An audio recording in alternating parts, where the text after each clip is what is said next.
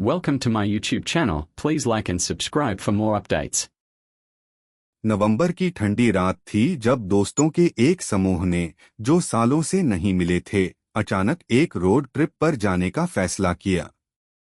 वे अपने कॉलेज के दिनों को याद कर रहे थे जब वे सुनसान जगहों की खोज करते थे और भूतों की कहानियां सुनाते थे।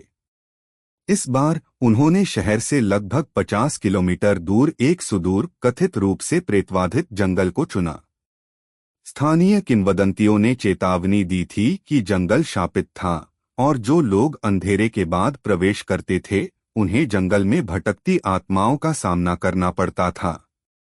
कहानियों पर हंसते हुए उन्होंने अपने कैंपिंग गियर, कुछ स्नैक्स और एक टॉर्च पैक किया और अपनी यात्रा पर निकल पड़े।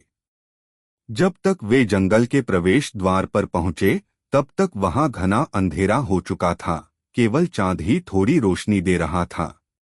उन्होंने एक समाशोधन में शिविर लगाया और एक छोटी सी आग के चारों ओर डरावनी कहानियां सुनाना शुरू कर दिया। उनकी आवाजें जंगल के भयानक सन्नाटे में गूंज रही थीं। कुछ घंटों के बाद दोस्तों में से एक, विक्रम, ने सुझाव दिया कि वे जंगल के गहरे हिस्से का पता लगाएं। उसने अंदर एक पुरानी, परित्यक्त हवेली के बारे में सुना था जो दशकों पहले कई मौतों का स्थल थी। अनिच्छा से वे सहमत हो गए और केवल अपनी टॉर्च की रोशनी से रोशन एक संकरे रास्ते पर चल पड़े। जैसे जैसे वे अंदर गए उन्हें अजीबोगरीब आवाजें सुनाई देने लगीं, झाड़ियों में सरसराहट, टहनियां टूटने की आवाज और दूर से फुसफुसाहट जैसी आवाजें। पहले तो उन्हें लगा कि यह सिर्फ हवा है, लेकिन फिर आवाजें और भी स्पष्ट हो गईं, जैसे कि उनके पीछे पीछे कोई पदचिह्न चल रहा हो। शांत रहने की कोशिश करते हुए उन्होंने अपनी गति तेज कर दी, लेकिन पदचिह्न उनका पीछा करते हुए लग रहे थे। अचानक एक दोस्त चिल्लाई क्योंकि कुछ ठंडा उसके हाथ से टकराया। उसने कसम खाई कि उसने पेड़ों के बीच एक छाया को देखा, लेकिन जब समूह ने अपनी टॉर्च उस दिशा में घुमाई तो वहां कुछ भी नहीं था। बेचैनी महसूस करते हुए उन्होंने अपने कैंपसाइट पर वापस जाने का फैसला किया, लेकिन जिस रास्ते से वे आए थे वह गायब हो गया। हर मोड़ उन्हें जंगल में और अंदर ले गया, और चाहे वे कितनी भी दूर चले जाएं, उन्हें बाहर निकलने का रास्ता नहीं मिल रहा था। जैसे ही घबराहट शुरू हुई उन्होंने हवेली की दिशा से एक धीमी, ठंडी हंसी सुनी। हवा ठंडी होती गई और उनके चारों ओर घना कोहरा छाने लगा।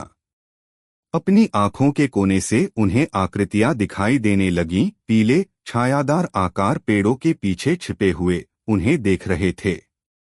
हर बार जब वे आगे बढ़ते तो आकृतियां करीब आती दिखतीं, लेकिन जब वे उनका सामना करने के लिए मुड़ते तो वे गायब हो जातीं। अंत में वे भाग निकले, झाड़ियों से टकराते हुए, अब रास्ते की परवाह नहीं करते।